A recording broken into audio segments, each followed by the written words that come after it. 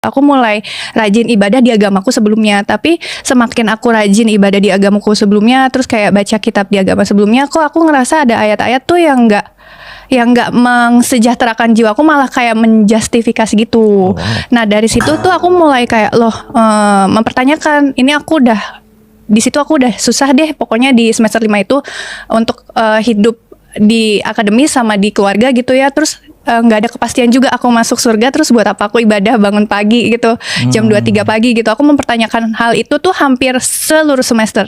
Shalom Bapak Ibu dan Saudara yang dikasihi oleh Tuhan, salam sejahtera buat kita semua. Kembali bersama saya dalam channel Jejak Murtadin. Kali ini Bapak Ibu Saudara, kita akan kembali melihat cuplikan-cuplikan para murtadin, di mana saat ini mereka menyampaikan kisah-kisah mereka atau perjalanan hidup mereka dalam mengiring Tuhan, keluar dari kehidupan lama mereka menuju kepada kehidupan yang terang, di mana selama ini mereka hidup terpuruk oleh doktrin-doktrin yang tidak membawa mereka kepada kebenaran yang sejati. Namun kali ini Bapak Ibu Saudara, mereka akan sampaikan bagaimana perjalanan hidup mereka menjadi seorang pengikut Kristus. Karena itu Bapak Ibu Saudara, saya mengajak kita semua untuk menyaksikan cuplikan ini sampai selesai, supaya Bapak Ibu jangan gagal paham, supaya Bapak Ibu jangan menilai sesuatu dari cara pandang yang keliru. Saya mengajak untuk menyaksikan ini sampai selesai supaya kita benar-benar paham, mengerti mengapa mereka meninggalkan keyakinan lama mereka dan pilih menjadi seorang pengikut Kristus. Inilah Jejak Murtadin.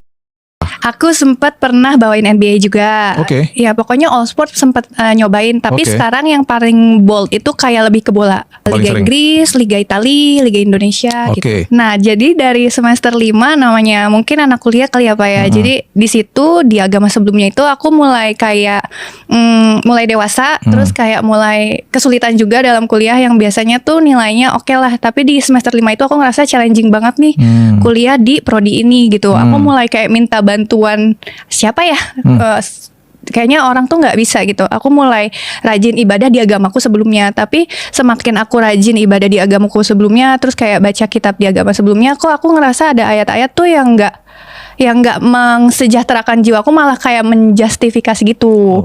Nah dari situ tuh aku mulai kayak mempertanyakan, ini aku udah di situ aku udah susah deh, pokoknya di semester 5 itu untuk hidup di akademis sama di keluarga gitu ya, terus nggak ada kepastian juga aku masuk surga, terus buat apa aku ibadah bangun pagi gitu, jam 2-3 pagi gitu. Aku mempertanyakan hal itu tuh hampir seluruh semester kayak gitu, sampai aku Tapi keep dipertemukan sendiri tuh? keep Nyimpan sendiri. sendiri? Oh, oke. Sampai akhirnya aku setiap ke perpus aku baca-baca tentang kitab-kitab agama lain sama pengetahuan buku-buku agama lain gitu.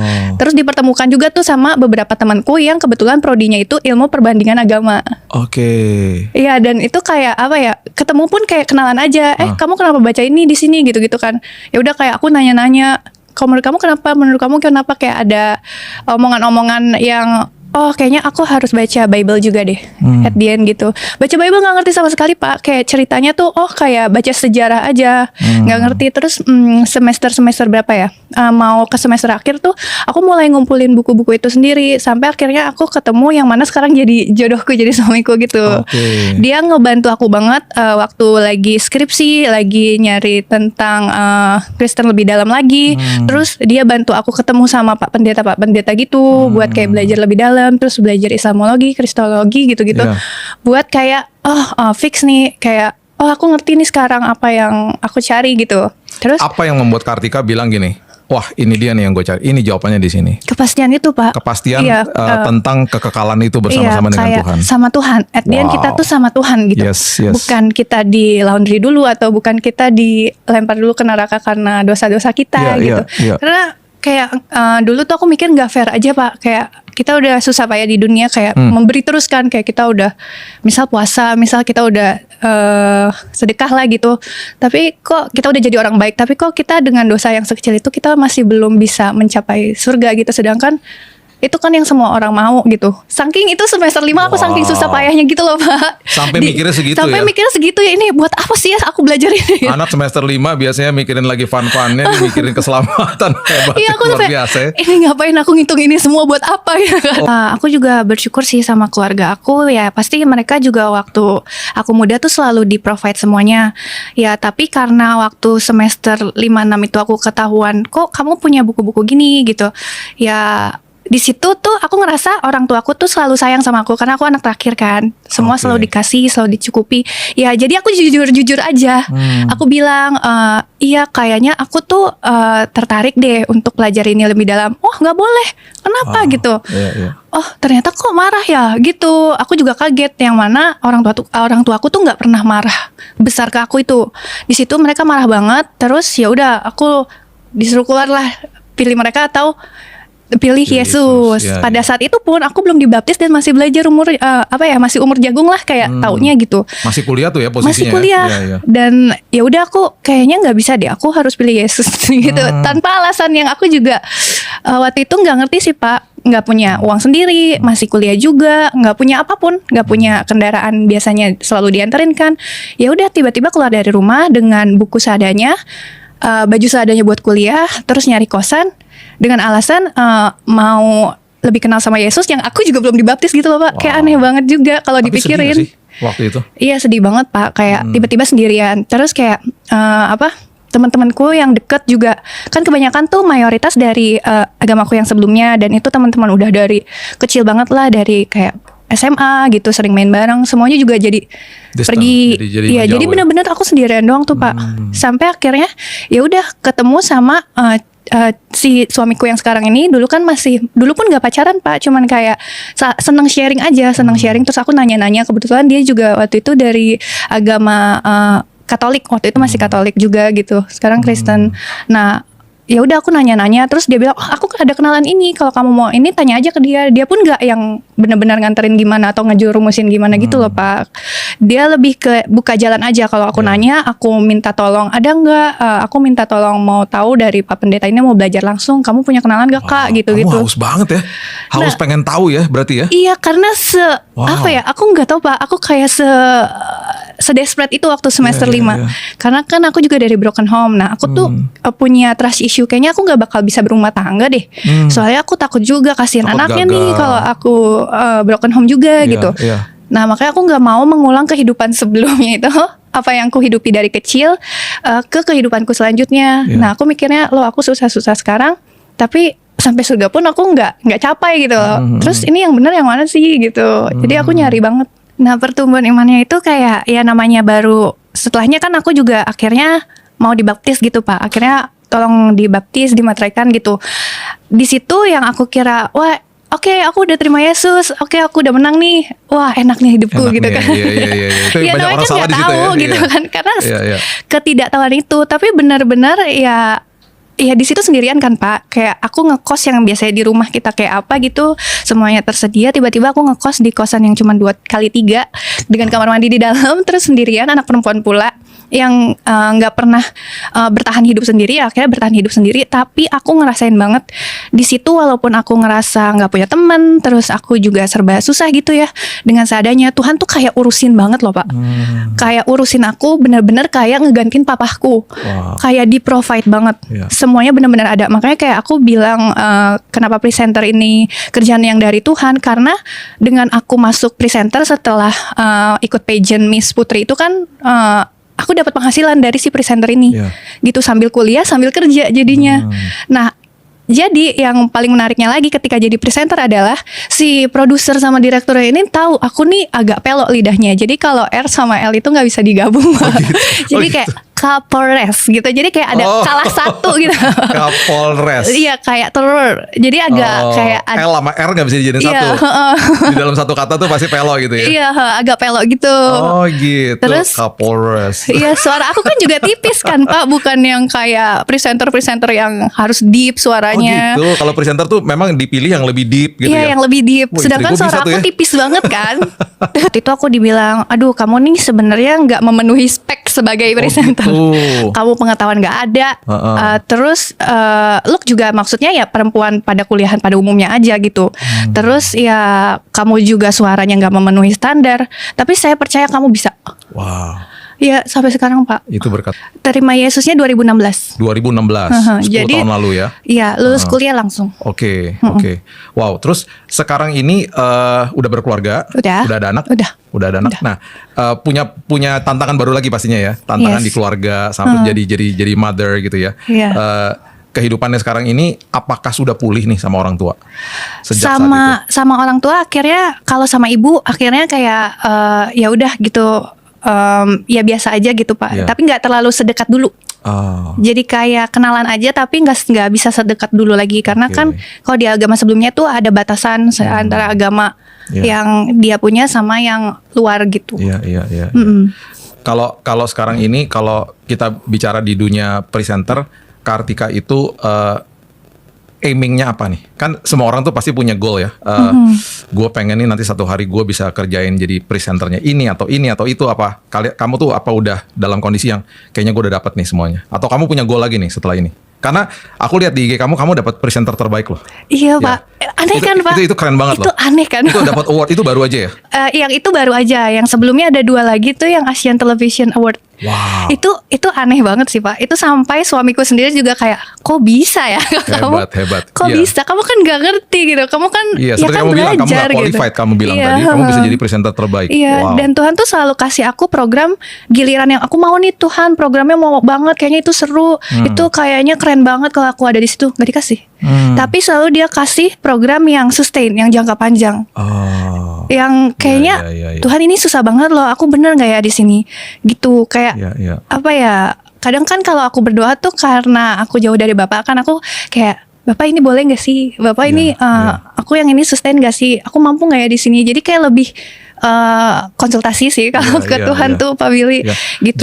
Jadi kalau sports itu yang kamu bilang sustainability-nya lebih panjang ya. Karena Iya. setiap tahun ya musim baru lagi Iya, gitu. betul. Nah, ketika lagi break itu kamu ngapain? Misalnya break nih, Premier League lagi break nih, kan ada masa hiatusnya tuh. Itu kamu ngapain? Masih ada program-program lainnya Pak. Oh, seperti Jadi apa? terus-terusan jalan. Jadi tuh kalau di bola musim mulainya Itali, Inggris, Indonesia nggak selalu sama. Oke. Kayak gitu. Jadi kayak misalnya yang satu udah selesai, yang ini masih jalan, yang ini masih jalan. Terus kayak banyak endorsement juga, banyak kerjaan-kerjaan dari yang luar sport, kayak see. yang talk show, entertainment. Terus pokoknya selalu disambung Tuhan gitu sampai dengan detik ini. Kayak selalu disambung. Bahkan Pak, kalau boleh kesaksian, nikah sama suamiku pun itu juga kayak dimodalin Tuhan semuanya gitu loh Pak. Bayangin anak kosan, Iya. terus sendirian. Kalau yang namanya nikah pasti dong anak perempuan kayak pengen yang dress up yang cantik lah seumur hidup sekali, boleh nggak sih Bapak Once gitu. in a lifetime ya. Iya. Dan di situ aku baru mulai yang namanya jadi presenter, nggak terkenal, nggak dikenal sama sekali sebagai presenter. Follower cuman ribuan. Tiba-tiba aku sama suami, sama orang tua dari suami tuh kayak netapin iman, nggak apa-apa, kamu kasih aja tanggalnya, tanggal segini pokoknya. Nanti Tuhan yang provide, kita doa. Terus ya udah, aku sama calon suami waktu itu bilang, ya kita doa tiap malam. Itu ada banget Pak endorsan dari ujung rambut sampai ujung kaki, sampai semua souvenirnya Pak, sampai makanannya itu datang dalam bentuk endorsement kerjasama kolaborasi Pak, dengan dress yang Tepuk tangan dulu. Wey, Tuhan dahsyat, Tuhan Yesus dahsyat memang iya ya. sampai sekarang Pak, dressnya itu Dahsyat. sampai Tahun berapa tuh nikahnya? 2019. 2019. Oke. Iya. Wow. Oh, sebelum Covid lagi. Iya pas banget. Pas sebelum Covid tuh ya? Aku punya anak pas Covid. Punya anak pas Covid malahan. Iya. Ya, itu ya banyak orang punya anak pas Covid ya. Itu dia jadinya anak Covid. Iya. Kalau suami bergerak di dalam television juga. Dulu Bidangnya. modeling, sekarang Oke. usaha. Oke, iya. Nah, ini kisah yang dahsyat banget sih. Maksudnya yang tadi aku inspired banget tuh adalah kamu di semester 5 nyari keselamatan. Dan kamu mau pasti ada nggak sih keselamatan yang pasti buat saya. Kamu ketemu akhirnya sosok Yesus itu yang katakan bahwa aku adalah jalan, kebenaran dan hidup. Siapa yang kenal menerima aku sebagai juru selamat adalah aku adalah jalan kepada Bapa ya. Dan itu sebabnya kamu menemukan itu. Terus kamu bergumul, bahkan masuk ke dalam kos-kosan, dibuang sama keluarga dan lain sebagainya. Tuhan pelihara. Menikah aja dikasih endorsement dari mana-mana. Tuhan pelihara sampai hari ini. Iya. Nah, dan seperti Kartika juga bilang tadi, untuk yang nonton nih, terima Yesus, oke, kita lega, kita dapat keselamatan. Tapi sekolah kehidupan jalan terus ya. Banget. Dan itu tetaplah ada pergumulan-pergumulan yang ketika kita berjalan sama Dia, pastinya keindahan demi keindahan akan kita rasakan. Dan pengalaman kita yang makin dalam sama Dia tuh membentuk karakter kita ya, Yes, sampai hari betul. ini ya. Wow. Aku cuma mau kuatin buat semua sahabat kopi. Aku juga pernah mulai dari bukan nol lagi, tapi minus, no privilege sama sekali, nggak ada warisan, nggak ada siapapun di sebelah, tapi kalau ada Tuhan pasti semua diurusin. Buat sahabat kopi yang sekarang atau yang pernah ngerasain bergumul atau sendiri, yang sekarang mungkin ngerasa semuanya runtuh, nggak berhasil, kamu tuh nggak pernah sendiri. Tuhan pasti sebagai Bapak kita di sorga pasti selalu ngelihat anaknya. Nggak mungkin dia tuh ngebiarin kita jatuh. Nggak mungkin seorang bapak nggak mengasihi anaknya. Nggak mungkin seorang bapak tuh ngelepasin anaknya. Kalau kita sebagai orang di dunia aja nggak mau anak kita kenapa-napa ya, pasti Bapak di sorga lebih dari itu, lebih sempurna lagi kasihnya buat kita. Dia seperti ini.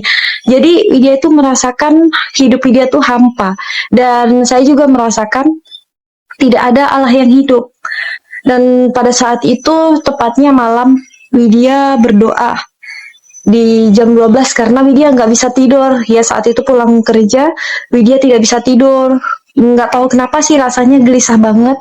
Lalu Widya berdoa, meminta sama Allah, sampai Widya menangis-nangis. Tuhan, atau Allah yang Widya sebut dulu ya, Allah tolong tunjukin dong jalan kebenaran. Allah, kenapa setiap Widya sholat, Widya mengaji, Allah itu tidak jawab Widya? Kenapa tidak ada semuanya itu, kenapa tidak Allah tunjukkan ke dalam hidup Widya? Kalau memang Widya juga sempat menentang, tapi itu yang Widya rasain dulu ya. Kenapa kalau memang Allah itu ada, Allah tunjukkan sama Widya, Allah tunjukkan kuasa Widya, Allah tolong tunjukkan jalan kebenaran Widya. Widya meminta sampai nangis-nangis. Dan pada saat itu Widya pun selesai cuci muka dan Widya tertidur sebentar. Dan gak tahu kenapa waktu Widya saat tidur, Widya sudah dibawa ke suatu tempat ya Bapak Ibu. Widya di dalam mimpi Widya masuk ke dalam tempatnya itu tidak tahu seperti apa ya. Dan tidak tahu lagi Widya dibawa kemana. Pada saat itu Widya dibawa ke tempatnya yang gelap. Dan Widya di situ menangis karena begitu berat masalah Widya, begitu banyak beban yang harus Widya jalani. Jadi Widya menangis di sudut tempat yang gelap itu.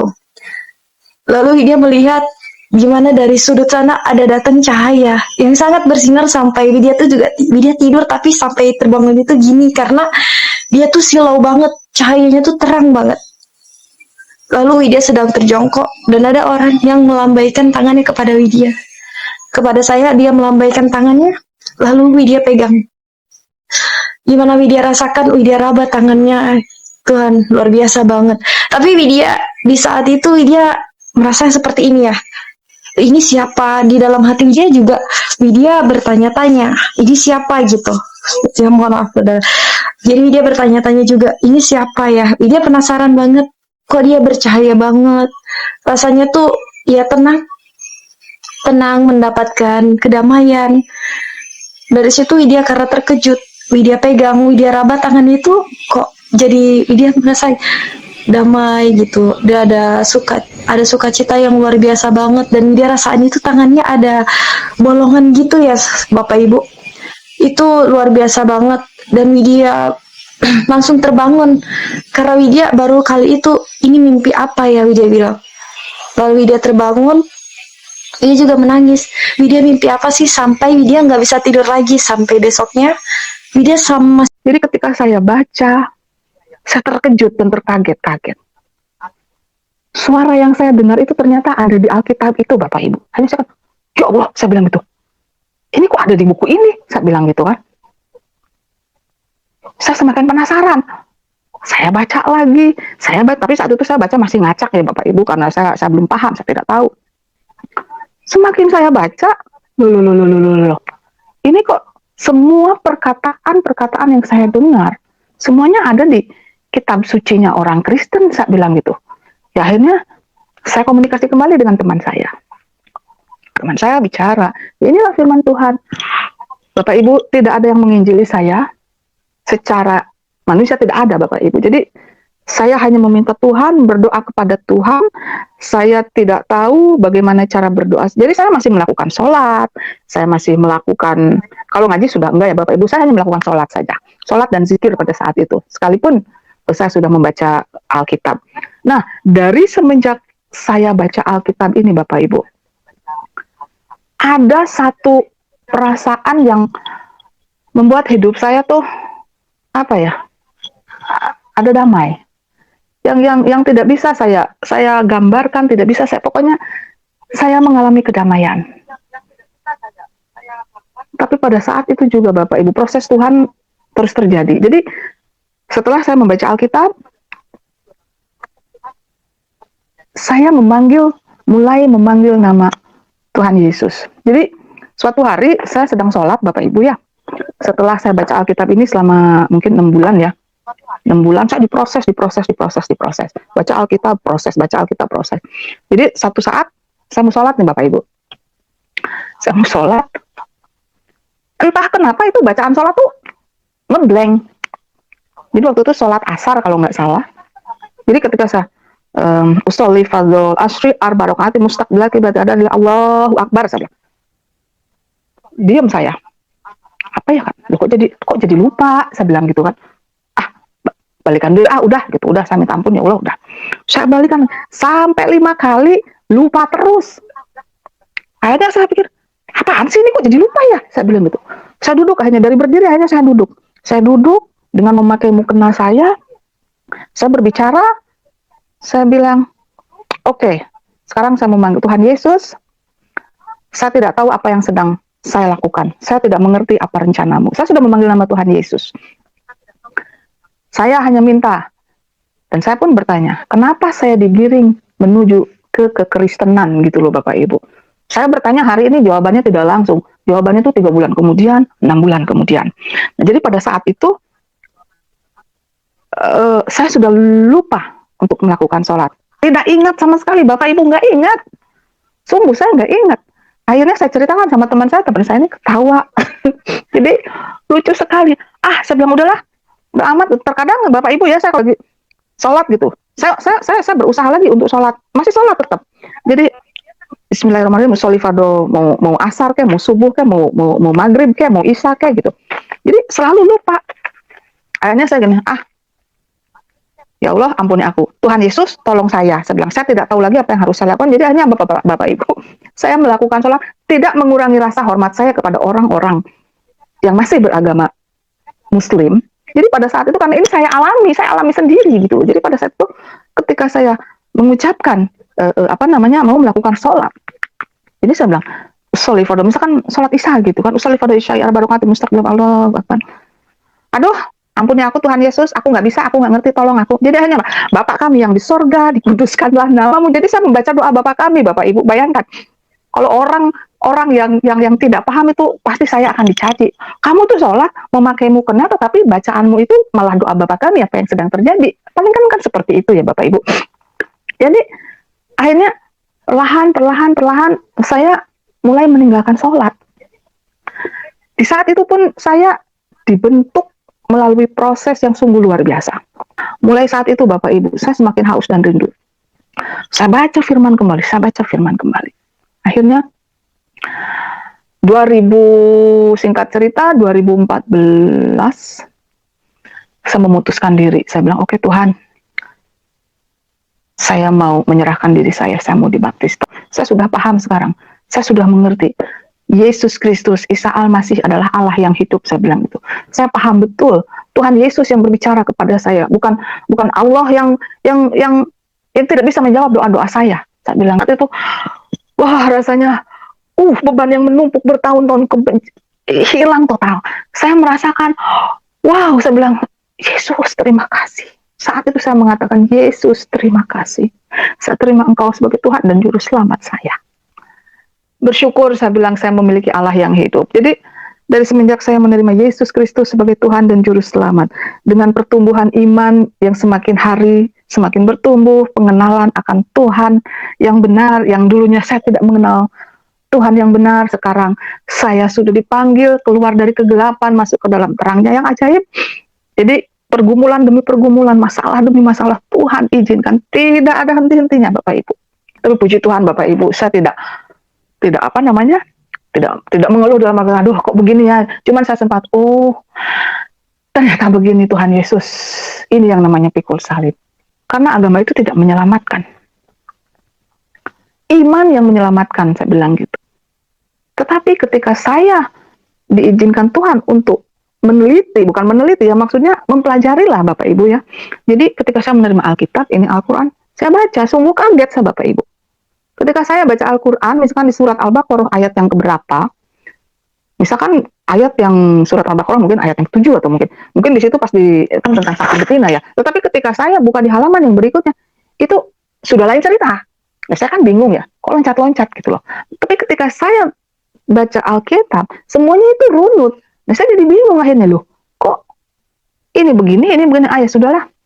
Akhirnya tetap saya buka Al-Qur'an karena supaya saya juga bisa belajar tentang kebenaran. Bukan untuk mencari kesalahan-kesalahan, tidak sama sekali. Tapi saya mau belajar juga gitu loh. Oh ternyata apa yang selama ini saya pahamin itu tidak benar gitu loh Bapak Ibu. Mukjizat yang terbesar buat saya adalah anugerah keselamatan bagi hidup saya, anak-anak saya, keluarga saya, dan juga orang-orang di luar sana yang belum mengenal Tuhan. Percayalah, Yesus Kristus adalah Tuhan dan Juru Selamat kita semua, bukan hanya untuk umat Kristen. Nah, setelah sekian lama bercerai, akhirnya suami saya jatuh bangkrut, sudah tidak bisa berbuat apa-apa. Saya tidak mau menjelekkan dia, tetapi saya mau membuka pikiran hati dan Bapak Ibu Saudara, bagaimana kasih Tuhan Yesus Kristus yang begitu luar biasa besarnya. Saya yang dulu membenci dia, bukan setengah mati lagi, mungkin sampai mati kali Bapak Ibu ya dulu ya. Saat ini dia sudah tidak bisa berbuat apa-apa. Habis total rata, tanah makan pun sudah tidak bisa. Hidup dari belas kasihan orang. Tetapi di sini saya mau menunjukkan kepada dia, ayo balik sini, saya bilang gitu. Saya rangkul dia kembali Bapak Ibu, dan dia sekarang tinggal di rumah saya. Saya hanya mau menunjukkan kepada dia bahwa kasih Yesus yang sudah saya terima, sudah mengubahkan hidup saya. Saya bersyukur Tuhan Yesus ubahkan, pulihkan keluarga saya. Ya baik Bapak Ibu dan Saudara yang dikasih oleh Tuhan, kita sudah menyaksikan bersama-sama kisah-kisah perjalanan murtadin ini. Bagaimana awalnya mereka menjalani ritual-ritual keyakinan agama mereka namun tidak mendapatkan kepastian keselamatan. Ya bahkan tadi seorang presenter ini dia sudah mengatakan bahwa dia menjalani ibadah, ritual-ritual ibadah, tetapi hasilnya nihil. Dan bahkan tidak mendapatkan ketenangan jiwa, tidak mendapatkan kebahagiaan. Bahkan dia katakan, dia bangun subuh-subuh untuk beribadah, tetapi tidak ada kepastian keselamatan. Tidak ada jaminan untuk selamat masuk surga. Nah itulah yang membuat mereka berpikir kembali tentang ajaran mereka sendiri. Dan mulai melakukan pencarian kebenaran dan kemudian menemukan di dalam kekristenan. Ya Bapak Ibu Saudara, seperti yang seringkali kita dengar bahwa untuk mau masuk surga saja itu masih mudah-mudahan. Ya bagaimana orang bisa percaya kalau masih mudah-mudahan? Dan inilah yang membuat banyak orang Islam itu tinggalkan keyakinan lama dan pilih menjadi pengikut Kristus. Ya, baik Bapak Ibu Saudara, saya merasa bahwa ketika setiap orang melakukan sesuatu untuk mendapatkan sesuatu, pasti membutuhkan jaminan. Karena itu, sebagai orang Kristen, untuk mencapai surga itu jaminannya apa? Dalam kekristenan sudah pasti bahwa jaminan seseorang untuk masuk surga itu Yesus sendiri sudah mengatakan. Ada berbagai macam ayat yang ada dalam kitab suci yang mengatakan bahwa Yesus adalah jalan. Bahkan dia mengatakan dalam Yohanes bahwa dia adalah jalan dan kebenaran. Dia juga mengatakan akulah roti hidup. Dia juga mengatakan akulah hidup, dan berbagai macam ayat yang ditulis. Ya, itulah yang menjamin orang Kristen bahwa mati pasti masuk surga. Tapi tidak berhenti di situ saja. Bukan berarti bahwa ketika percaya Yesus langsung pasti masuk surga. Ada juga hal-hal yang harus dikerjakan.